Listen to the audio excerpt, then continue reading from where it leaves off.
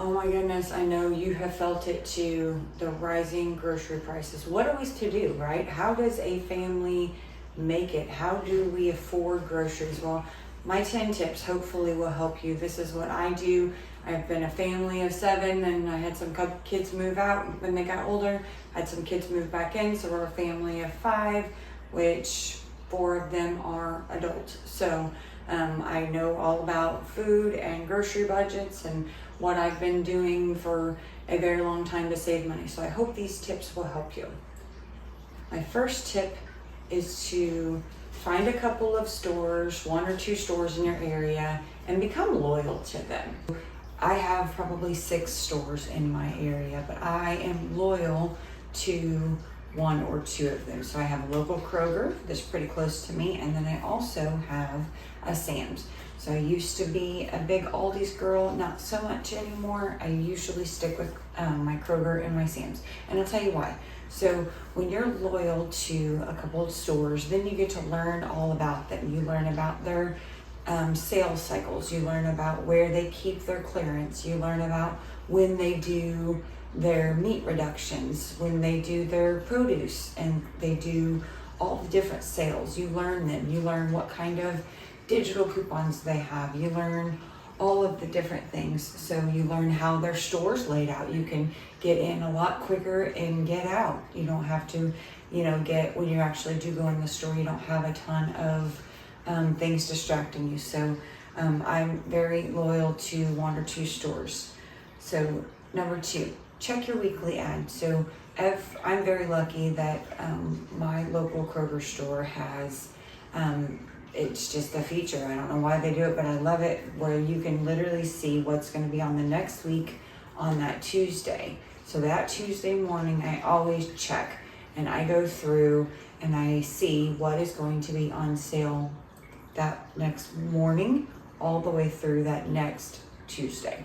So I'll make my decision whether I place my order that morning or whether I wait until sometime in that next week. So this is also a really good way to stretch the way that you grocery shop and stuff, because if you can get it more to that 10 days instead of just that 7 days, well, there you go. You've already saved money and you went to the grocery store less. So that brings me to my next tip. I only go grocery shopping once per week. So like I said, you could even get to that 10 days, but I only go grocery shopping once a week. I make my meals around that, but I do have a ton of pantry staples. So I'm not going into this with an empty pantry, an empty freezer, an empty fridge. I've got a bunch of stockpiles. So don't think that, if you aren't like me and you haven't done this for a while, then go ahead and try to plan at least a week's worth of meals to make sure that you can get through that week until the next time. So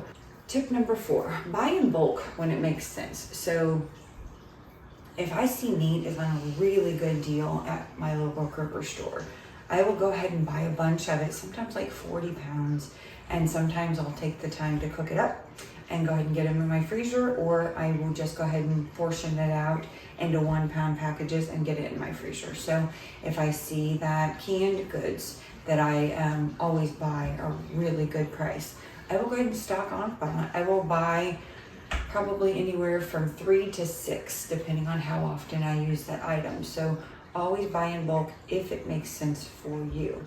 I like to go to my local Sam's, and so I'll buy a big old thing of nuts and portion them out into little baggies. Instead of having this big old thing, I can have these little small portions ready to go, and they just really help.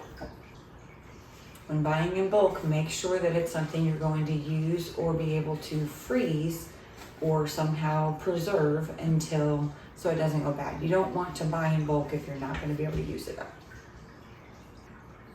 Another thing about Sam's is I absolutely love their produce. So I go to Sam's probably about once a month, and I actually do a pickup order. That's one of my next tips. But I do a pickup order, and then sometimes I'll run in, but not very often. And I love their produce. So once I have switched to Sam's produce, there is nothing like it.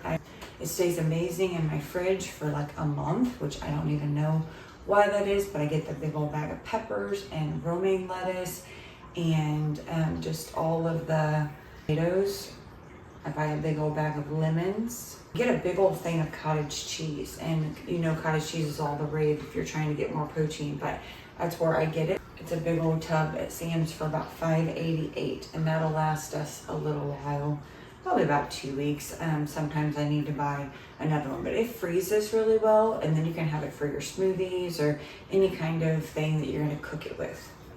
So tip number 5, in order to help your grocery budget, you have to actually have a grocery budget. So I aim to spend $100 to $200 per person per month for any consumables. So that is including toilet paper, shampoo, soaps, all of those things. But it does include my dog food.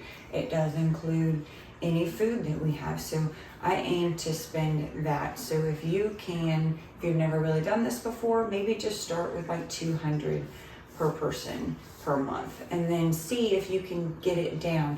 But the way that you do that is you have a pantry or a freezer full of things that you can pull from. If I really wanted to, I could probably eat out of my freezers and my pantries for a good 3 to 6 months. So that's what you kind of want to aim for. This is not doomsday prepping. This is just being sensible. When it's a really good deal, you buy more than one. That brings me into my next tip. So stock up. So when you find a really good deal on things, stock up on them. So start with just buying a couple more. Put $50 into your budget every month just for stocking up on some things. If you don't have to pay full price. So for instance, I bought a Miracle Whip a couple weeks ago. My local Kroger had it on sale for $2.99 for a 40-ounce container, okay? And by taking that and buying 3 of them, and I've got them in my pantry, they'll last for a long time. You know, they got preservatives and all the things, but by buying them then, now, if I was to go there, they're $5.99 for the same jar of Miracle Whip. So if I want to go to my local Sam's, then I can get it for $8.72 for a 2-pack. So that's roughly $4.30 something for a thing. So I definitely would want to buy it from Sam's instead of buying it now, but $2.99 is what I bought it for a couple weeks ago, and that is a much better deal. So now I bought 3. I've got them for the future, and I don't have to buy that $5.99 if I needed Miracle Whip right now. So just try to think ahead of things that you know you'll use. Barbecue sauce is another one. I do baked beans because my family loves the barbecue baked beans in the summer.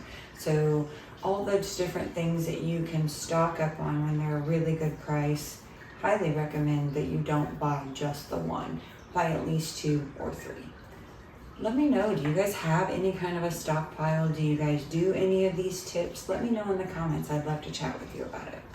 So my next tip goes back to my first one, and that is when you're loyal to your stores. A lot of stores have apps, and so, or they have like email loyalty programs, or they have just regular mail loyalty programs. So they can email you coupons, they can mail you coupons, but I like just having the app. And then I can go on there and I can get into the savings part of it, and you can see all of the deals that they have going on. And I plan around that. And if I know, like I didn't know, but I was just looking at it, and the ground beef is on sale for $3.99 for 80/20 for ground beef. That's a pretty good deal nowadays. It was not a good deal 5 years ago, but it is a good deal nowadays for 80/20.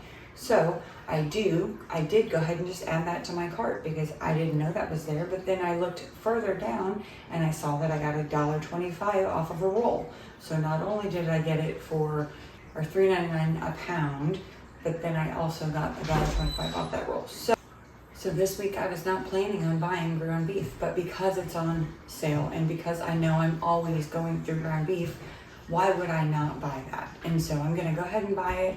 I can have it and leave it in a 3-pound roll and have it next time I want tacos, or I can just go ahead and portion it out, like I said, cook it up, makes a really quick weeknight meal. But no, I wasn't planning on buying that, but I'm going to. It's a really good deal, and I had room in my grocery budget this week, and I'm going to go ahead and do that. So that's how I save money in the long run. So this tip kind of plays off of number 3. So I do grocery pickup. It saves me so much money. I can start my cart, like I said, on that day when my sales starts over. I start my cart and I just add to it. Like if my family says, hey, we're out of bread or hey, we're out of milk, I just add that to my list. And then when I go and it's grocery shopping day, I'll just go through and sometimes I take things out. Sometimes I add things like the ground beef here. Typically I pick up my orders on Sundays, and so it saves me so much money. I don't go in the store and have all the impulse buys and all of that. I average probably, when I go into the store on a Sunday, that's a bonus tip, don't take your family. When I take my family, I spend about $50 more each trip. So if you can, just try to sneak in, get your groceries and get out. But when I do, I spend about 50 bucks more. So I save about $50 every time I don't do that. So that's a bonus tip. If you are one that takes your kids with you and all of that, maybe don't do that. Just do a grocery pickup. What you put in the car and what you put in your cart is, I mean, that's what they're stuck with till the next week. So sounds tough, but that's how you kind of stick to your grocery budget. My next tip is to shop seasonally. So right now it's coming into summer. We've got all the berries, we've got all the fruit. We're gonna have a lot of fresh corn, all of the things that come in summer, I'm going to be stocking up on. So if I see at the end of the summer they got a bunch of corn, I'm gonna buy a bunch of it. There's sometimes I can get like 10 ears of corn for $1, and I blanch it and I freeze it, and it's in my freezer. And so, I mean, whenever I find a good deal, I always try to shop seasonally and locally. So this is another part of that is I have a local discount store. Seek out your Amish communities, your Mennonite communities. I have a really good discount store about 45 minutes away from me, and that is where I go about 3 to 4 times a year, and I stock up on things. But now they have all of the farmers markets around there. They have a bunch of produce. You can usually get big boxes of tomatoes at the end of the summer. If you want to do a bunch of canning like I do, you can get big boxes of fruit. So highly recommend checking out. I'm sure you can Google and find like local discount stores. So highly recommend checking that. And that just adds to my pantry staples. Usually it's not a bunch of things that I eat fresh unless it's fruit, but it's all just pantry staples. Some of it's freezer foods, but it's much better prices. And this is all how I stay within my grocery budget. For my family of 5, we have 5 people living here, and I can easily stay within that $500 to $700 range. My final tip is to start making more things from scratch. There's so much more, it's kind of a new thing that's coming back, kind of ever since the, that 2020 hit, that everybody is kind of going back to what grandma did and what the Mennonite community did, and we're canning and we're doing sourdough and we're doing all the things, and I'm loving it. Like, I'm just loving it. I'm gardening it's my 3rd year in a row and just absolutely loving it. It's like a whole new side of me that I never even knew was there, but I'm absolutely loving it. And I know a lot of you are too. I'm seeing all kinds of people all over the internet just doing all the things. I don't know if chickens are ever in my future, but some of the other things are definitely things that I embrace. So if you want to see the 9 things that I no longer buy at the grocery store, check out this video.